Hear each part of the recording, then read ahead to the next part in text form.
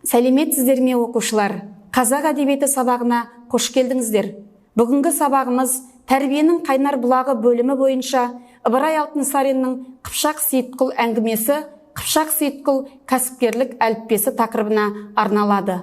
Сабақ мақсаты көркем шығармадағы кейіпкерлер портреті мен іс-әрекеті арқылы образын ашу. Балалар, бүгінгі сабағымызды Ыбырай атамыздың «Кел балалар оқылық» өлеңімен бастаймыз. Бәріміз бірге. Кел балалар оқылық, оқығанды көңілге, ықыласпен тоқылық. Оқысаңыз балалар, шамнан шырақ жағылар, тілегенің алдыңнан іздемей-ақ табылар деп жырлағандай, өмірде алған білімін еңбегімен ұштастыра алған адам ғана өзінің арман мақсаттарына жетері сөзсіз. Сіздер өткен сабақтарда Ыбырай Алтынсариннің Қыпшақ Сейітқұл әңгімесімен таныстыңыздар. Сейітқұлдың адал, еңбекқор, адамгершілігі мол екенін білдіңіздер. Сейітқұлдың халқына жағдай жасау жолындағы іс-әрекетіне куә болдыңыздар. Енді бүгін кейіпкерімізді жаңа қырынан танитын боламыз. Алдымен мына суреттерге назар аударыңдар.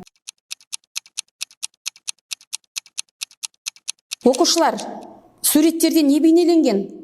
Дұрыс айтасыңдар балалар. Егіншілік кәсібі, аспаздық кәсіп, қолөнер кәсібі, мал бағу кәсібі, даму қазіргі заманғы кәсіпкерлікті қолдау орталығы. Енді осындағы кәсіп дегенді қалай түсінесіңдер? Кәсіпкерлік дегеніміз не? Сенің отбасыңда, таныстарыңда кәсіпкерлер бар ма? Әңгімедегі кәсіп иесі кім? Осы сұрақтарға ойланып жауап берейік.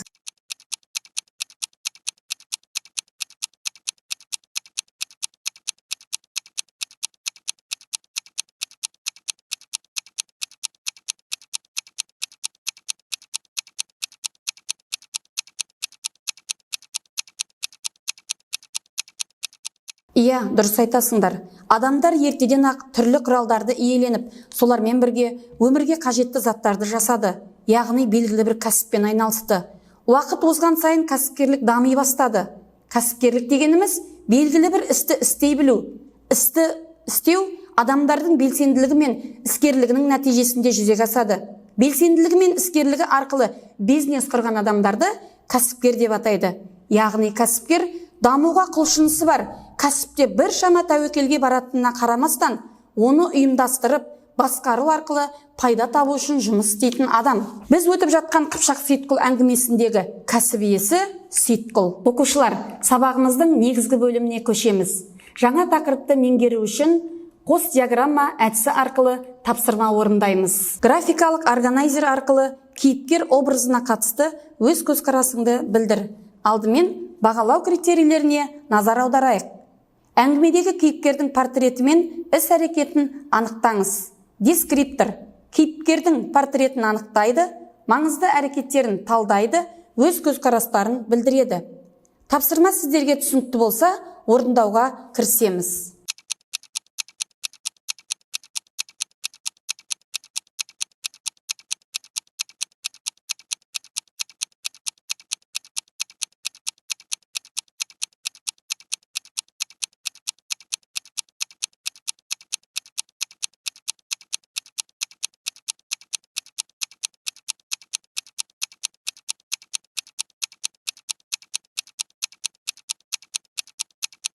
Оқушылар, тапсырманы орындап болсаңыздар, дұрыс жауабын салыстырайық. Кейіпкер портреті еңбекқор, көпшіл, адал, қамқор, қайырымды, кеңпейіл, көшбасшы.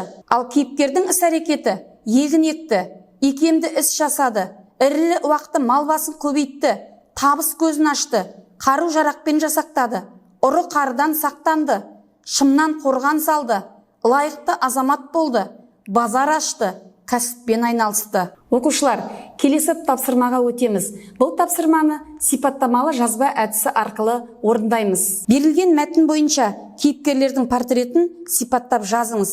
Кейіпкердің іс-әрекеті арқылы образын ашып, дәлел келтіріңіз.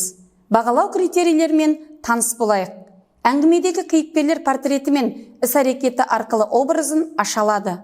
Дескрипторы кейіпкерлердің іс-әрекеті арқылы портретін сипаттап жазады, образын ашады, дәлел келтіреді. Тапсырма түсінікті болса, орындауға кірісеміз.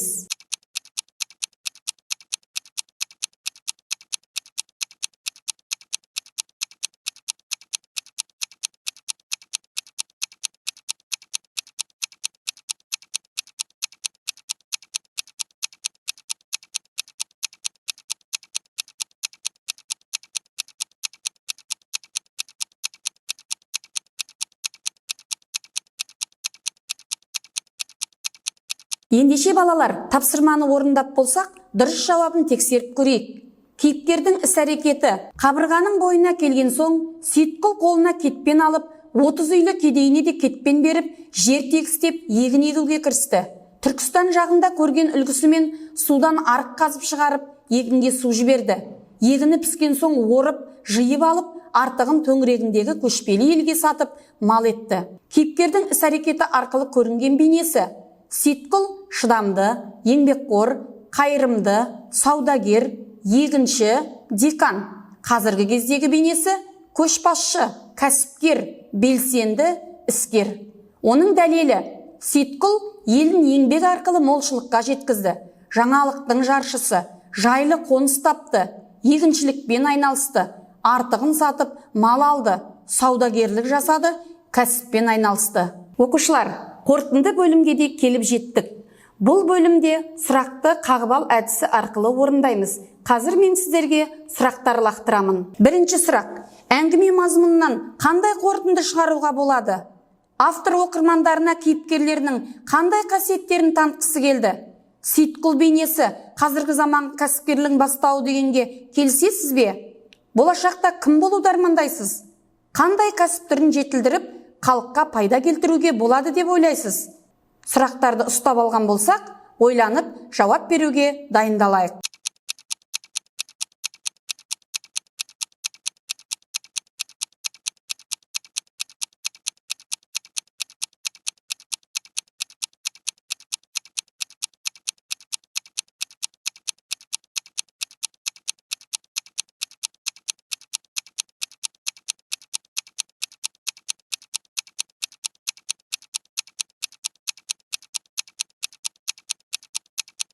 Тапсырманы орындап болсаңыздар, дұрыс жауаптармен салыстырып көрейік. Бірінші сұрақтың жауабы: әңгіме мазмұнынан еңбекқорлық арқылы белгілі бір кәсіппен айналысып, үлкен табысқа жетуге болады. Адал еңбек мұратқа жеткізеді. Екінші сұрақтың жауабы: автор оқырмандарына кейіпкерлерінің еңбексүйгіш, адал, адамгершілікті, жақсылыққа жаны құмар, елге қамқор, жаны таза, көшбасшылық қасиеттерін көрсеткісі келді. Үшінші сұрақтың жауабы: әрине келісемін. Қыпшақ Сейітқұл әңгімесі бұрын болған оқиға болғанымен, қазіргі заманда да тәрбиелік мәнін жоймаған. Қазіргі кездегі кәсіпкерлік ұғымының сол кезеңде бастау алғанына Сейітқұл бейнесі нақты дәлел. Төртінші сұрақтың жауабы: болашақта белгілі бір кәсіппен айналысып, еліміздің өркендеуіне үлес қосу. Бесінші сұрақты оқушылар үйден ойланып жауап береміз. Өте жақсы оқушылар, сіздер бұл тапсырманы дұрыс орындап шықты деген сенімдемін. Енді үй тапсырманы жазып алайық. Мен кәсіпкер боламын тақырыбында ой-толғау жазу. Ой-толғау барысында керекті сөздер: кәсіпкер, мамандық, жақсы оқу, тапқыр болу, кәсіппен айналысу, білімді, белсенді, іскер, көшбасшы. Бағалау критерийлерімен таныс болыңыздар. Әңгімедегі кейіпкердің портреті мен іс-әрекетін негізге ала отырып, образын ашады. Дескрипторы кейіпкерлердің іс-әрекеті мен портретін анықтайды, дәлел келтіреді, ой-толғау жазады. Сонымен оқушылар, сабағымыз өз мәресіне жетті. Бүгінгі сабақтан түйгеніміз: Қыпшақ Сейітқұл әңгімесі өміршең шығарма. Сейітқұл еңбек адамы, еңбекқорлық адамды қашанда биікке жеткізеді. Қазіргі кәсіпкерлік сала автор шығармасында көрініс тапқан. Кәсіп түбі нәсіп деген аталы сөздің түйіні: кәсіппен несібен тасиды, мәртебең артады. Ал сіздер үшін қазіргі таңдағы басты кәсіп сапалы білім алу. Ахмет Байтұрсынұлы басқа елден кем болмау үшін бай, білімді, күшті болу керек. Бай болу үшін кәсіп керек, күшті болу үшін бірлік керек, білімді болу үшін оқу керек деген. Осы керектердің жолында жұмыс істеу керек. Олай болса, білімге бай болыңдар. Осымен сабақ аяқталды. Сау болыңыздар.